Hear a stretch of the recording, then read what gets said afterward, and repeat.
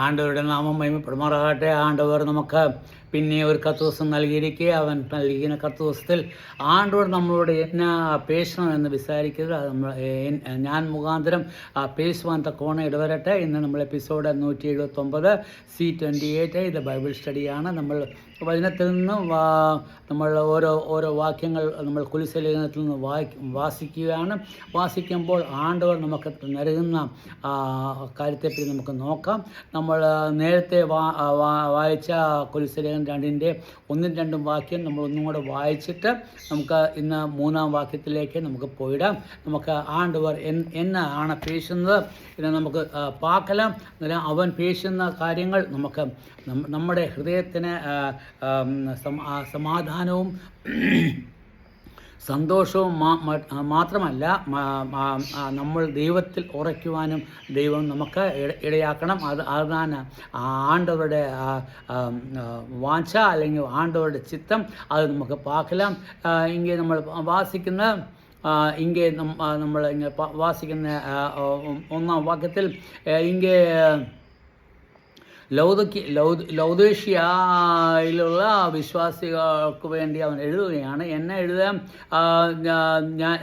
ഞാൻ നിങ്ങളെ ഒരിക്കലുമേ നിങ്ങളെ പാക്കുകയില്ല, ഞാൻ നിങ്ങളുടെ പക്കത്തിലേ വന്നിട്ടില്ല.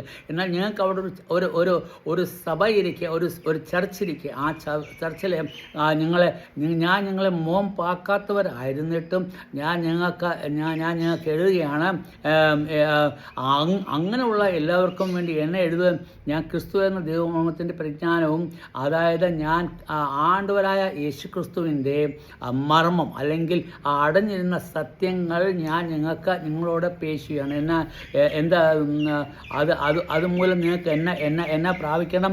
നിങ്ങളുടെ ഹൃദയത്തിൽ തണുപ്പിക്കണം. നിങ്ങളുടെ ഹൃദയം സന്തോഷമായിരിക്കണം. നിങ്ങളുടെ ഹൃദയം സന്തോഷമാവാൻ വേണ്ടി ഞാൻ ദൈവത്തിൻ്റെ മർമ്മം അല്ലെങ്കിൽ ദൈവത്തിൻ്റെ അടഞ്ഞിരുന്ന ഗുപ്തമായ രഹസ്യം അല്ലെങ്കിൽ അത് ഇതുവരെ മറവായിരുന്നത് ആണ്ടവർ നിങ്ങളോട് പേശുവാൻ തക്കവണ്ണം ആണ്ടവർ ആഗ്രഹിക്കുന്നു. ഞാൻ മുഖാന്തരം, അതായത് പൗലോസ് മുഖാന്തരം ആണ്ടവരുടെ ആ ഗുപ്തമായ കാര്യങ്ങൾ അറിയിപ്പാൻ തക്കവണ്ണം ആഗ്രഹിക്കുന്നു. അത് എന്തുകൊണ്ട് അറിയിക്കാൻ തക്കവണ്ണം? അതുകൊണ്ട് നിങ്ങൾക്ക് ഹൃദയത്തിന് തണുപ്പ് വരണം, അല്ലെങ്കിൽ നിങ്ങൾക്ക് ഹൃദയത്തിന് സമാധാനം തരണം. കാരണം നിങ്ങൾ പുതിയ വിശ്വാസികൾ ഞാൻ നിങ്ങളെ വന്ന് പഠിപ്പിച്ചിട്ടില്ല. എന്നാലും നിങ്ങൾ വിശ്വാസത്തിൽ വന്ന നിലയ്ക്ക് ഞാൻ നിങ്ങളോട് എന്നാ சொல்லுது, നിങ്ങളുടെ ഹൃദയം തണുക്കണം. Being knit together in love. അതുമൂലം നിങ്ങൾ തമ്മിൽ ഒരു കൂട്ടായ്മ വേണം, അല്ലെങ്കിൽ നിങ്ങളുടെ സഹോദരങ്ങൾ തമ്മിൽ ഒരു നല്ല ഒരു കെട്ട് ഉണ്ടായിരുന്നിട്ട്, അതായത് നെറ്റ് എന്ന് പറഞ്ഞാൽ നമ്മൾ ആ സ്നേഹത്തിൻ്റെ ബന്ധത്തിൽ നമ്മളെ ഒരുമിച്ച് കെട്ടപ്പെട്ടവരായിരിക്കണം. അന്നേരം അത് എങ്ങനെ കെട്ടപ്പെട്ടായിരിക്കണം? സ്നേഹത്തിൻ്റെ ബന്ധത്തിൽ. അതായത് ആണ്ടവർ നമ്മളോട് കാണിച്ച സ്നേഹം അത് നമ്മൾ മേൽ വായിച്ചാച്ച് അതിൻ്റെ കണ്ടിന്യൂഷനായിട്ട് എനിക്ക് നമുക്ക് ആണ്ടവരുടെ മർമ്മം നമുക്ക് വെളിപ്പെടുമ്പോൾ അന്നേരം നമുക്ക് എന്നാ മനസ്സിലാവും?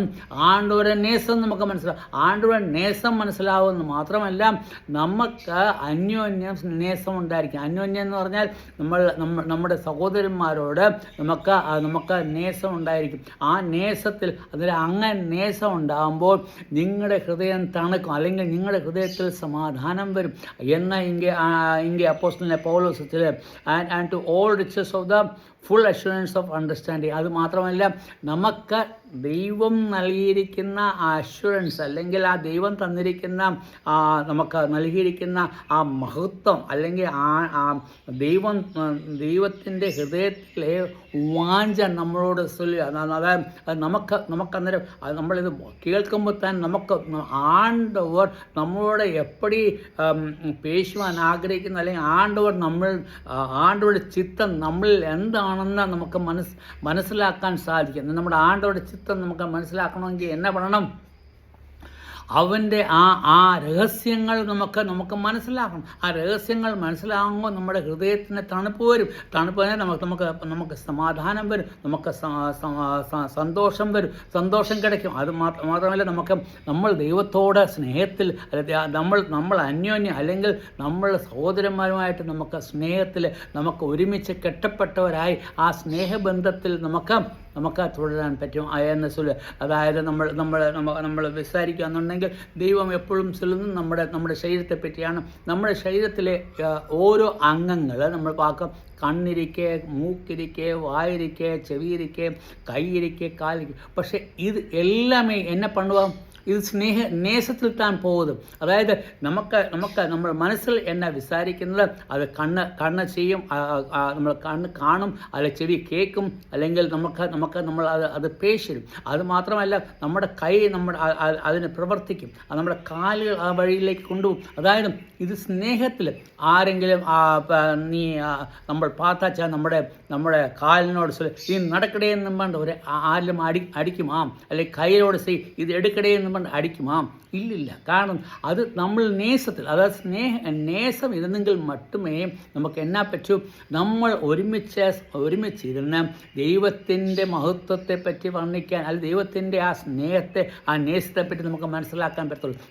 ആണ്ടവരുടെ നേസം മനസ്സിലാക്കണമെന്നുണ്ടെങ്കിൽ നമുക്ക് എന്നാ വേണം, നമുക്ക് ദൈവത്തിൻ്റെ ആ രഹസ്യങ്ങൾ അവൻ നമ്മളോട് എന്നാണ് പണുവാൻ വേണ്ടി, അതായത് നമ്മൾ അന്യജാതിക്കാർ, നമ്മൾ നല്ലപോലെ പിടിയണം, നമ്മൾ അന്യജാതിക്കാർ. എന്നാൽ നമ്മൾ യഹൂദന്മാരല്ല, നമ്മൾ ഇസ്രായേൽ മക്കളല്ല. എന്നാൽ ആണ്ടവർ നമ്മളോട് കാണിച്ച നേസത്തെ പറ്റിയാണെങ്കിൽ ലൗദേശൻ എന്ന് ചൊല്ലിയാൽ അവർ എന്നതാ, അവർ അന്യജാതിക്കാർ, അത് അന്യദേശക്കാർ. അങ്ങ് യഹൂദന്മാരും ഇരിക്കുക, പക്ഷേ നമ്മൾ ഈ സഭയിൽ എന്നാൽ നമ്മൾ എന്നാ ചൊല്ലുന്നത്, നമ്മൾ ഇങ്ങനെ ആണ്ടവരുടെ രക്തം മൂലം നിങ്ങളെ വിലയ്ക്ക് വാങ്ങിയ, ആര് വിലയ്ക്ക് വാങ്ങിയ? ആണ്ടവരായ യേശു ക്രിസ്തു നിങ്ങളെ അവൻ്റെ രക്തം നമുക്ക് തന്ന് നമ്മളെ വിലയ്ക്ക് വാങ്ങിയാച്ച. നമ്മളെ വിലയ്ക്ക് വാങ്ങിയോണ്ട് എന്നെ പറ്റി അച്ഛൻ, നമ്മളിപ്പോൾ അവൻ്റെ മക്കൾ താൻ, നമ്മൾ അവൻ്റെ മക്കൾ, ആണ്ടവരുടെ മക്കൾ താൻ, ആണ്ടവരായ തകപ്പനായ ആണ്ടവരുടെ നമ്മൾ മക്കൾ താൻ. അന്നേരം തകപ്പനായ ആണ്ടവരുടെ മക്കൾ എന്ന് പറയുമ്പോൾ ആ തകപ്പനായ ആണ്ടവർ നമ്മളോട് നേസം കാണും. നമ്മുടെ നമുക്ക് തിരിയും, നമ്മുടെ തകപ്പനാർക്ക് അവരുടെ മക്കളോട് എത്രമാത്രം നേസം ഇരിക്കുന്നത് നമുക്ക് തിരിയും. അത് പക്ഷെ അവർ ആ നേസം മനസ്സിലാക്കണമെന്നുണ്ടെങ്കിൽ എന്നാ പറയണം, ആ റിലേഷൻ അല്ലെങ്കിൽ ആ ബന്ധം നമുക്ക് പുടിയണം. ആ ബന്ധം പുടിയുമ്പോൾ താൻ നമുക്ക് ആണ്ടവരുടെ സ്നേഹം, അതായത് ആ നേസത്തെ പറ്റി വർണ്ണിച്ചിരിക്കുകയാണ്. അത് നമുക്ക് എപ്പോൾ അവൻ്റെ മർമ്മം, അവൻ്റെ ചിത്തം എന്താണെന്ന് നമുക്ക് തിരിയുമ്പോഴാണ് നമുക്ക് മനസ്സിലാകുന്നത് അവൻ്റെ നേസം എത്ര പെരിയതെന്ന് നമുക്ക് തിരിയാൻ പറ്റും. ഇങ്ങനെ രണ്ടാം വാക്യത്തിൽ നമ്മൾ വാസിക്കുന്നത് love and riches of the all full assurance of understanding. അന്നേരം നമുക്ക് അവൻ്റെ ആ ദിവ്യ ജ്ഞാനം നമുക്ക് വരും. നമുക്ക് അത് തിരിയും. ആണ്ടവർ എന്താണ് നമ്മളോട് ചെയ്യാനായിരിക്കും, to the acknowledgement of the mystery of God. അന്നേരം അങ്ങനെ ആകുമ്പോൾ അവൻ്റെ ആ രഹസ്യത്തിൻ്റെ ആ രഹസ്യം ഉണ്ടല്ലോ, അത് നമുക്ക് മനസ്സിലാക്കാൻ പറ്റും എന്ന് ചൊല്ലുക. And the father and the Christ, ആരുമായിട്ട് അന്നേരം നമുക്ക് ആ രഹസ്യത്തിൻ്റെ കാര്യം നമുക്ക് തഹപ്പനാരോടും ആണ്ടവരായ യേശുക്രിസ്തുവിനോടുള്ള നേസത്തെപ്പറ്റി നമുക്ക് മനസ്സിലാക്കാൻ നമുക്ക് கிடைக்கும். നമുക്ക് അത് എന്നാ പറ്റി, ഇത് എല്ലാമേ ഇതുവരെ എല്ലാമേ അത് ഗുപ്തമായിരുന്നു. അതായത് അത് ഇതുവരെ പുറത്ത് വന്നില്ല. ഇപ്പം താൻ നിങ്ങളോട് ഞാൻ ചൊല്ലത്.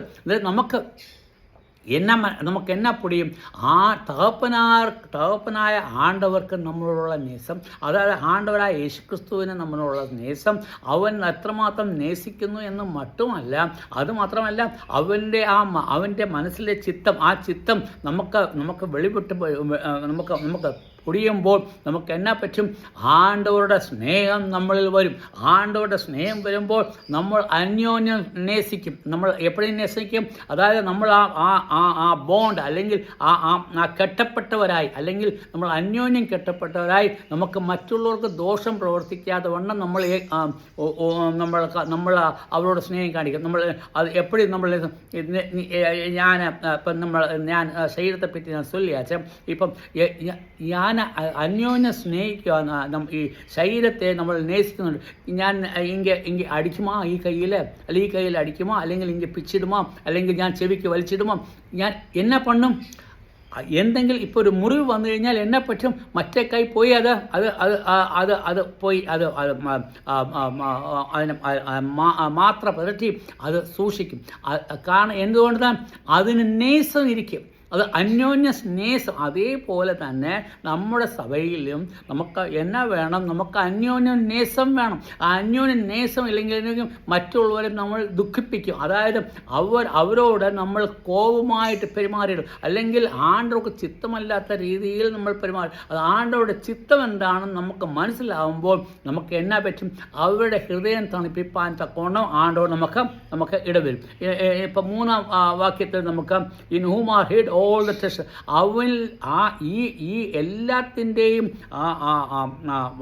അത് എല്ലാ കാര്യങ്ങളും അത് അവൻ്റെ ആ ഭണ്ഡാരത്തിൽ അല്ലെങ്കിൽ അവൻ്റെ ആ ബോക്സിൽ അത് ഇതുവരെയും മറച്ചു വെച്ചിരുന്നത്.